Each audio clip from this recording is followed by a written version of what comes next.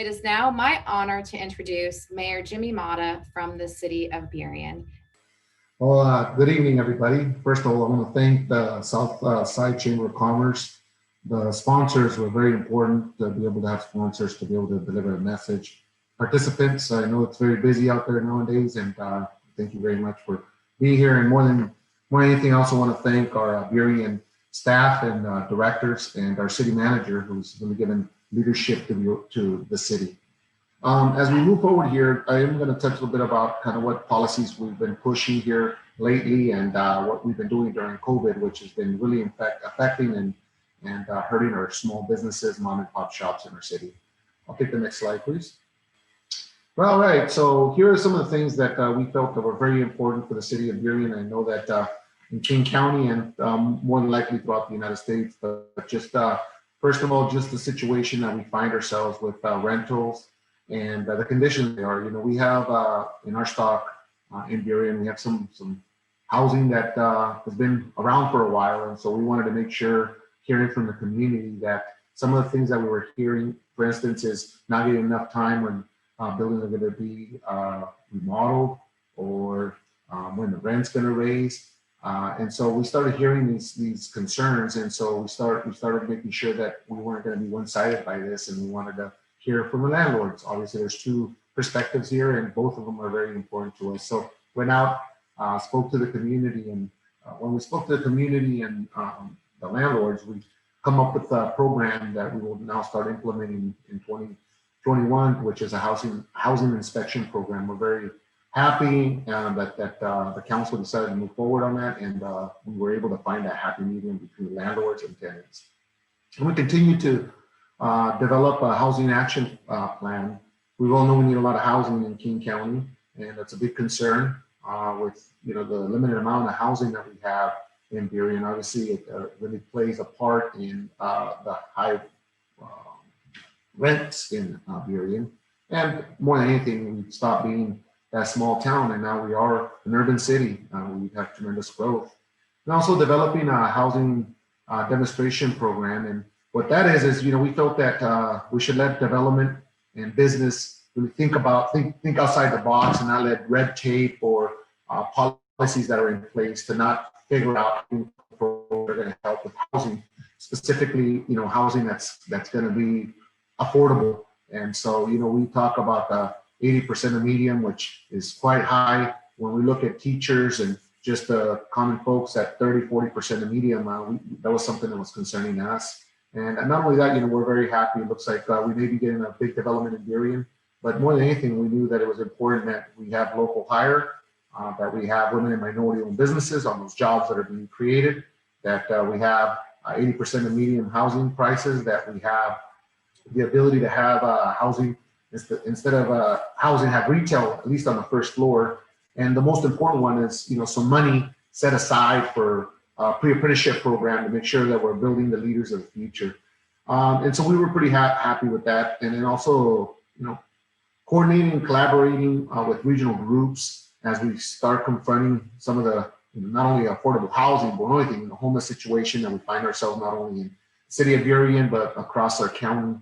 And we really needed to step that up and work with not only our other community, other jurisdictions, the state, but also with our local community, and understanding that we need to really find solutions. The fastest solution sometimes in people's mind is, well, let's move these individuals out. But we live in the United States of America. We all have rules and we all have rights, and we're covered by the Constitution.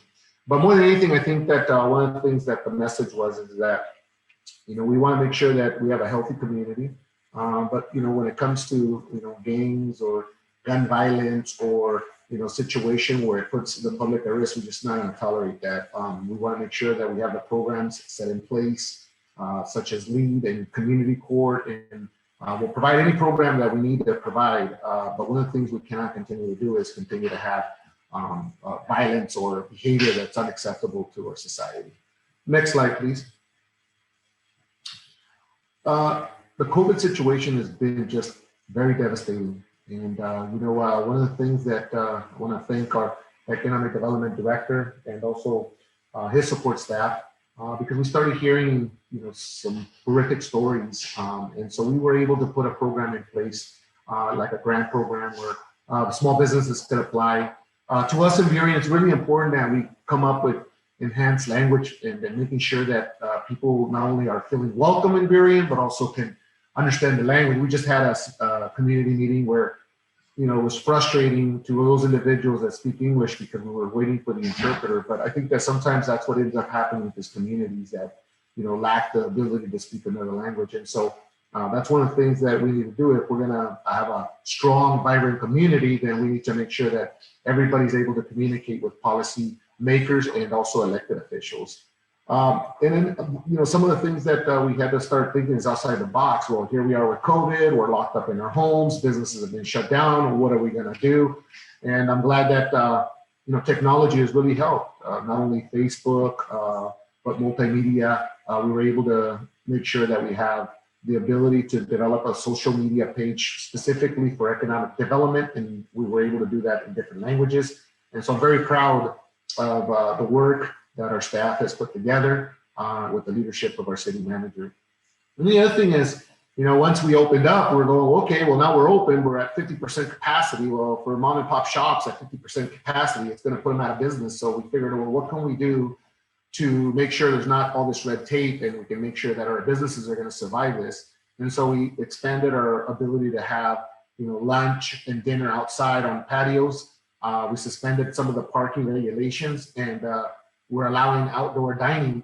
And then some of the permit fees were also waived. And so one of the things that I'm very happy to be part of as a city, where we want to hear from community, business. It's very important that we hear from not only the people that are creating jobs, but also the people that are working those jobs. Next slide, please. The other thing is that we wanted to make sure we can't do this alone, right, with our own staff. I mean, we have a very limited amount of staff, lack of resources, but we wanted to reach out to organizations like Venture, which is a nonprofit, and we wanted to see if they could support us with, some of the entrepreneurs that lack the language skills or may lack the business, basic business skills. And so we wanted to make sure not only weren't we able to do that in English, but also in Spanish. And so to me, that was very important, and very happy that we were able to create this. We believe that it's important that we give the opportunity to small businesses starting out, just, some of the headaches you end up dealing with, I forgot that I need that insurance, or I didn't know I needed that insurance. So we want to make sure that, people have the resources and support. And what we're very excited about, and I'm very excited about, I mean, I love food. We are called Foodie Paradise. We have some of the best food. And unfortunately for Seattle, what's going on with the West Seattle Bridge, it's been very positive for us here in Burien. People from West Seattle are coming into our community and spending their dollars, very grateful for that. And so, but one of the things that we want to make sure is that we had a new maker space and basically a community kitchen, and that'll be opening up this fall. And so that, and I just want to thank Discover Burien because they really thought outside the box, and they've been doing all sorts of different things on our media, on their media page, and promoting our businesses and showing different dishes. And so if we see food on pictures, it's just so delicious.